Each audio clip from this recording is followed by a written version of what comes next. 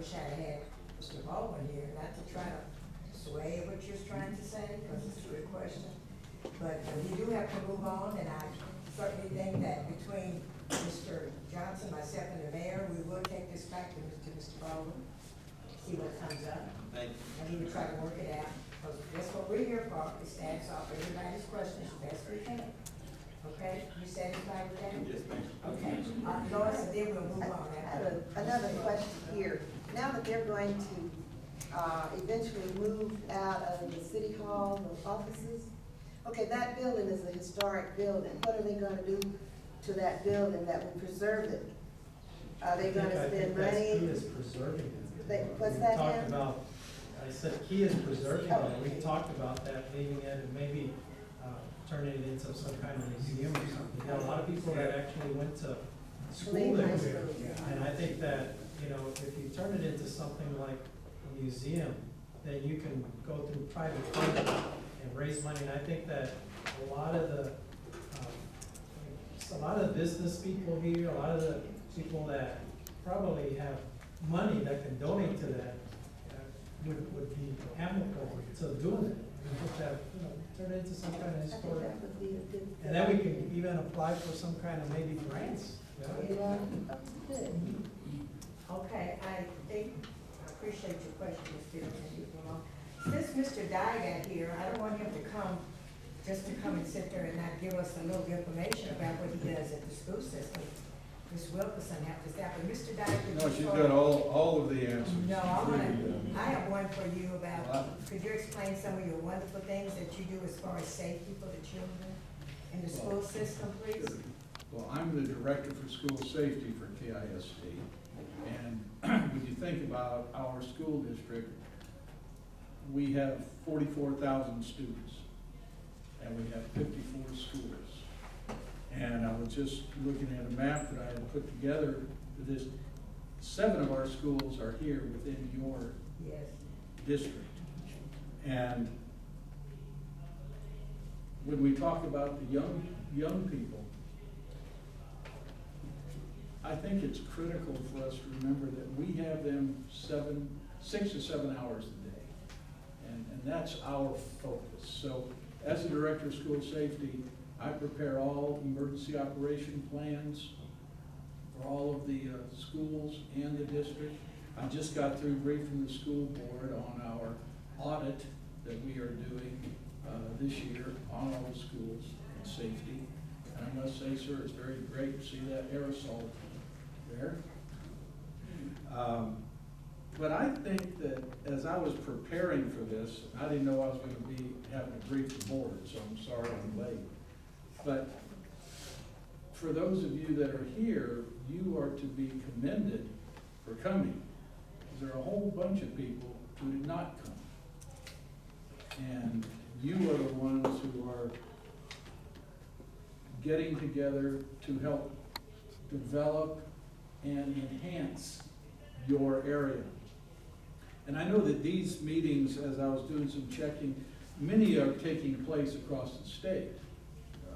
Councilmen and councilwomen are bringing their districts together to talk and try to improve upon things.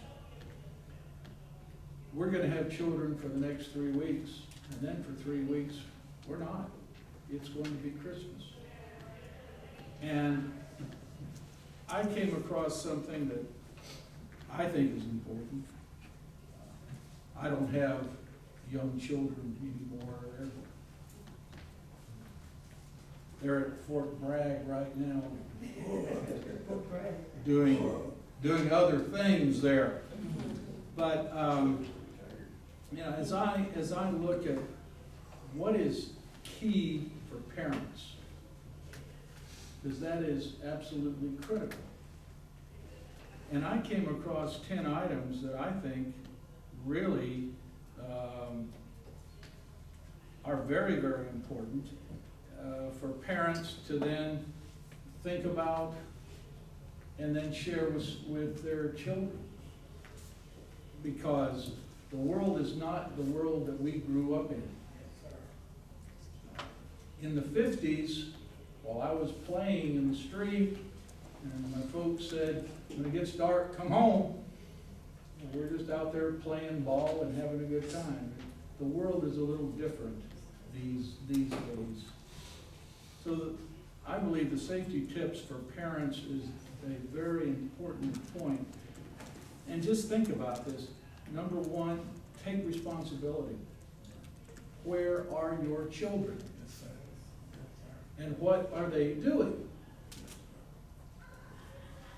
Build self-esteem. Build them up. Make them feel good about themselves. Be supportive. Listen to them. Because they want to talk. They want to tell you things. Oh, I don't have time for that right now. Listen to them. Teach decision making, and they will learn how to make good decisions.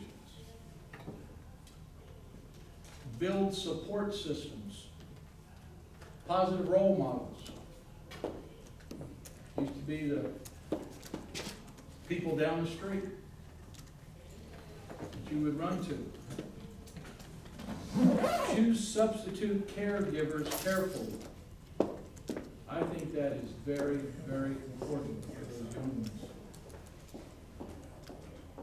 And when you're home, or when you are not there, make sure that the students are protected.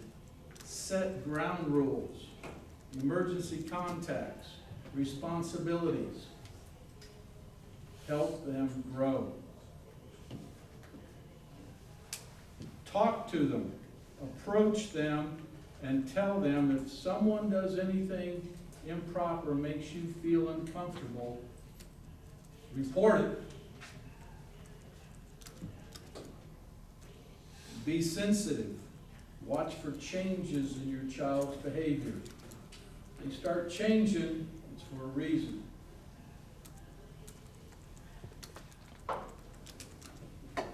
Use role model playing. If this happened, what would you do?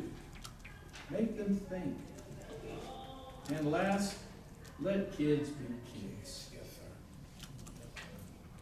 Teach them to be safe, but let them get outside and have fun. And we have many, many programs within KISD at all levels, elementary, middle, high school. Many of these programs are character development programs. So we're not there just teaching read, write, and arithmetic. There's a lot of character development, citizenship that goes on in all of the clubs that we have. So